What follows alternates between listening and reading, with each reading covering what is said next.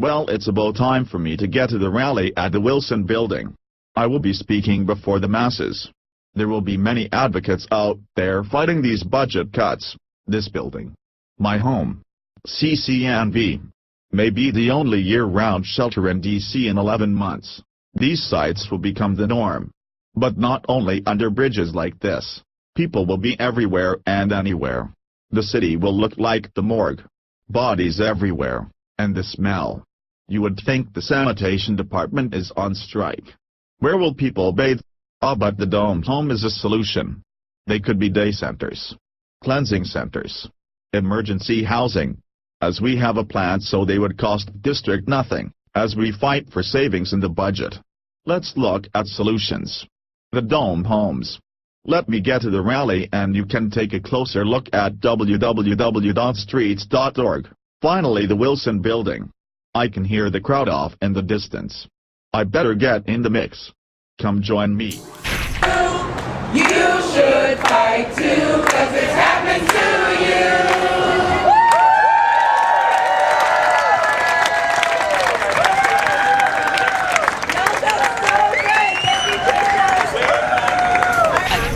Councilmember Graham has joined us.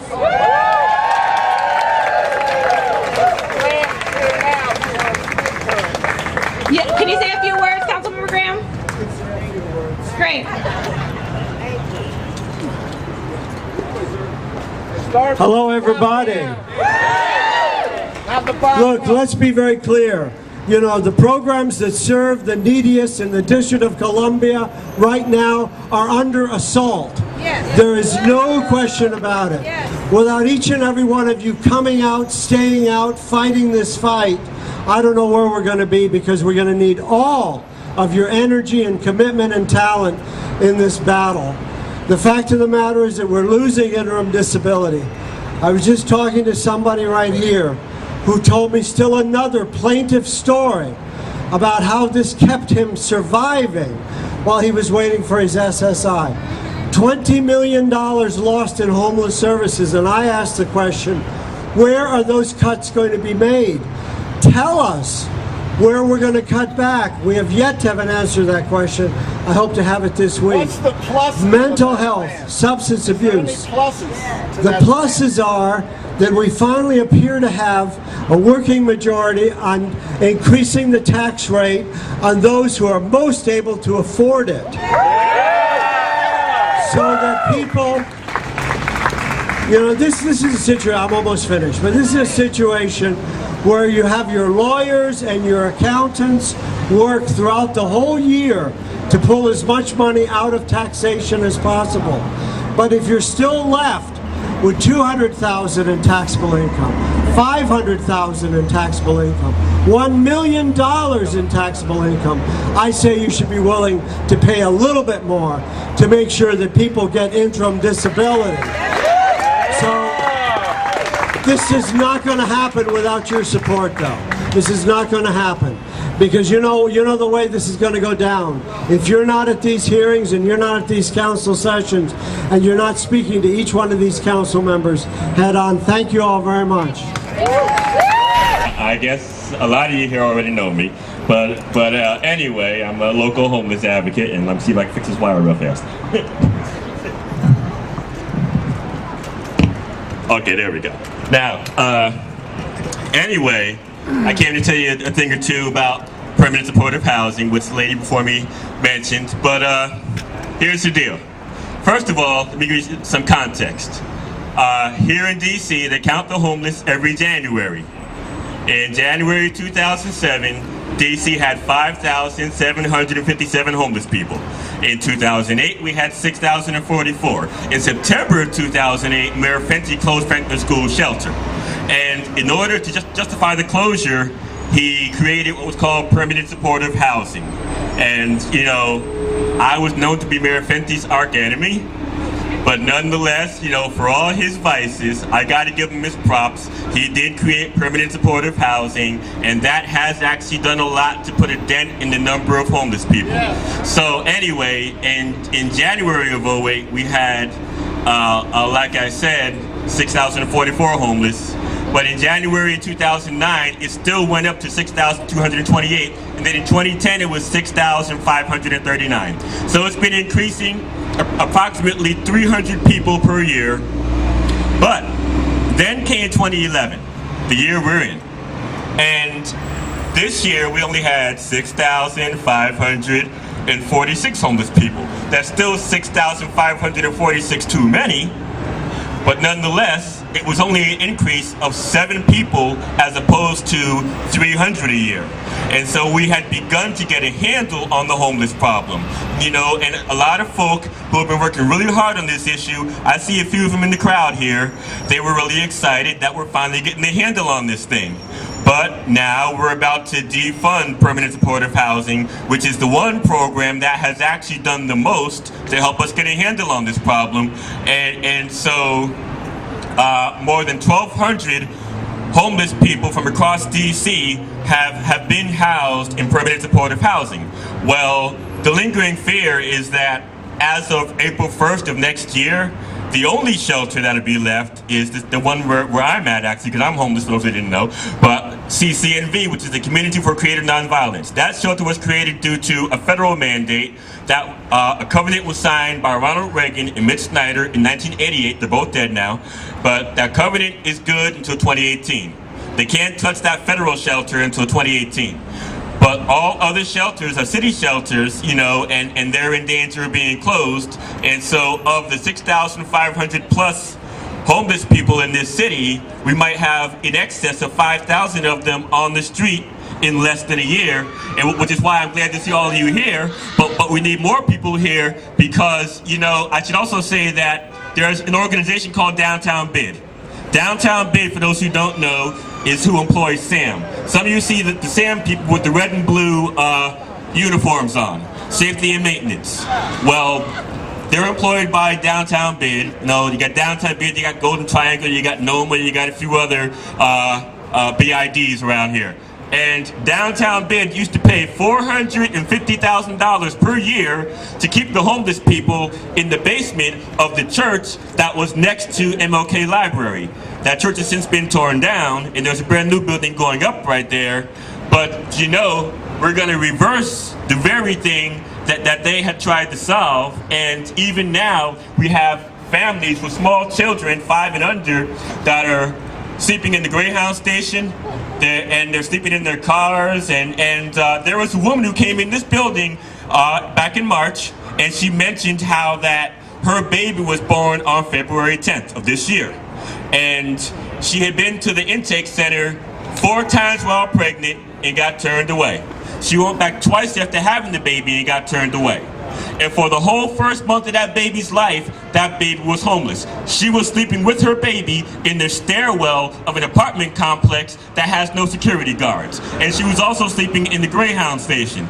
Now, I think that's a terrible indictment on our city. This is the capital city of the wealthiest, most powerful country in the world, and yet we have mothers with newborn babies, 2 days old, just left the hospital, sleeping in a Greyhound station, sleeping in an unsecured apartment in the stairwell of all places. You know, I'd be scared to sleep with my baby in my arms in a stairwell because I might wake up without the baby or roll over on the baby. Who knows what might happen? And so I'm gonna stop there just by letting you know that even now, we have families that are being turned away from shelter. They've already stopped taking families into the shelter. The woman I just told you about, we're actually in regular contact now. We're now very good friends, but even so, she was one of the last people to get into the family shelter, and now we have families being turned away. And I also found out they spend $12 million per year on the family shelter,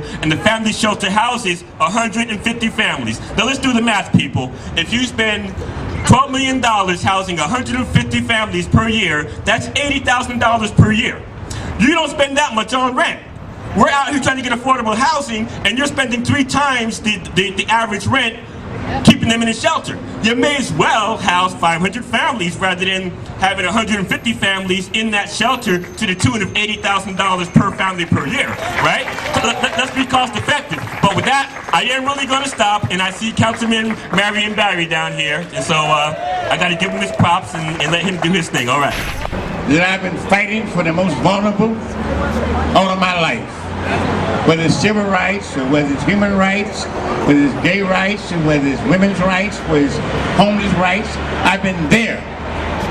Now we got a dilemma right here.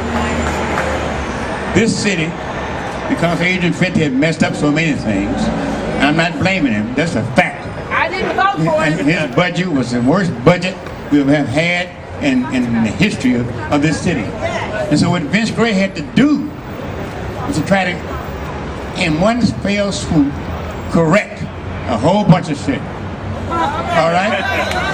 And when he took office in January, 3 months of the budget had already been prepared, ready to come to the council. Now, he made some cuts that I disagree with. Summer jobs, homeless, other areas, mechanics, other things. But our dilemma is there were $127 million of cuts in the social services. The way the council operates, if I want to restore money to a program, which I certainly want to, I got to identify the revenue. And some of us are in the process of trying to identify some revenue. For instance, Jim Graham is pushing, I'm pushing, the millionaire's tax, so they can pay their fair share of money. We're pushing for more jobs for DC residents. The DC government is guilty. Over 60% of our residents live outside of the city, taking revenue with them. And I'm pushing for, we're going to get this done this year, a 10% preference for DC residents to get jobs. Not Prince George's County, not Maryland, etc. I love them, but they don't live in this city. We're pushing for a number of other things. So to help us do that, you have to fight. The numbers ought to be 10 times this size. Right? All right? So I just urge you to keep on fighting. I'm going to keep on fighting, trying to identify revenue. It's tough as hell. But, you know, I'm used to tough shit, you know. Excuse my language. I just get carried. I get fired up here, you know. All right. What we going to do? Fight. What we going to do? Fight. What we going to do? Fight. What we gonna... Good afternoon. Good afternoon. We are, hello young folks. Give our young folks a hand. Give them for being participating.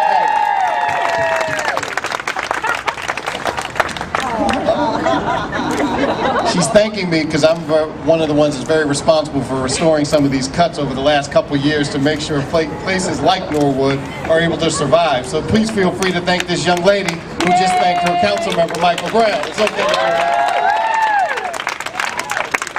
The cuts that are coming this year, as when he was Chairman Gray was campaigning talking about we have already cut to the bone and now we're about to cut to the marrow, you're probably seeing some of those cuts.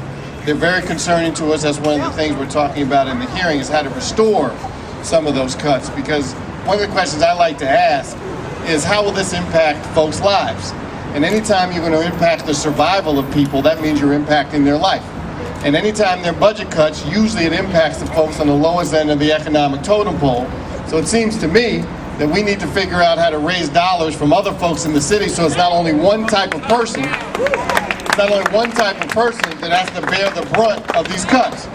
So from my standpoint, as you've heard me talk about, I know the politically correct term is what is called revenue enhancements. What I want to do is a tax increase on folks making more than $200,000, $250,000. Those who do know, over the last couple of years I've been advocating that with a couple other of my colleagues. I was very proud to see that Mayor Gray put that actually in the budget. So give Mayor Gray a hand for putting that in the budget, trying to figure out how to balance it. But also, what I'm going to need you to do over the next couple of weeks, as we go through this budget process, is advocate as hard as you can about how these cuts are going to hurt people. Because believe it or not, there are some of my colleagues that believe that there are no more poor folks left in the District of Columbia. And so if that's your mindset, then you're not going to think these cuts are that devastating, when in fact they are. So I'm going to need you to advocate, need you to participate over the next couple weeks, send emails, call people, letters, come to the building, whatever you like to do, but you have an advocate in me. I look forward to fighting for you. Thank you very much. As you can see, the council members are a bit worried about what's coming down the pike. You know, I think they understand the gravity of the situation. They realize that it's going to be bad. They're aware that there are plenty of poor people in this city who are really dependent upon those services. And I'm glad to know that they're upstairs fighting for us. I'm not sure just how much they're going to be able to accomplish. Hopefully we'll be able to get at least 9 council members who side with us and who vote against these hurtful budget cuts that will hurt the neediest people of D.C. But I am glad to know that Michael Brown and Jim Graham are on our side and that they are conscious of the major hurt that's going to be inflicted on the poor community of D.C. And this is not just a homeless issue either, okay? This is bigger than homelessness. This is about poverty. You know, there are people who are housed right now who might lose their housing and become homeless. So in that respect, it is a homeless issue, but it affects more than just those who are presently homeless. It affects those who are low income and who are on the verge of homelessness. You know, it's often said that we're all just a paycheck away from becoming homeless, and for some people that's more true than for others. And hopefully, you know, they'll vote the right way, and we'll get at least 9 council members to vote in our favor and to end these budget cuts. And if they don't, and if these cuts go through, then as of April 1st, 2012, we may have just one shelter in this city, which is CCNV, which holds 750 people, but we have presently 6,546 homeless people as of January of this year. I'm sure it's increased a little bit since then, but even so, we might have approximately 7,000 people who are homeless by next April, and when they close the shelter, then about 6,000 of them are going to be heading to the streets, and that's going to be a terrible indictment on the capital of the wealthiest, most powerful country in the world. So let's hope that that doesn't happen. All right.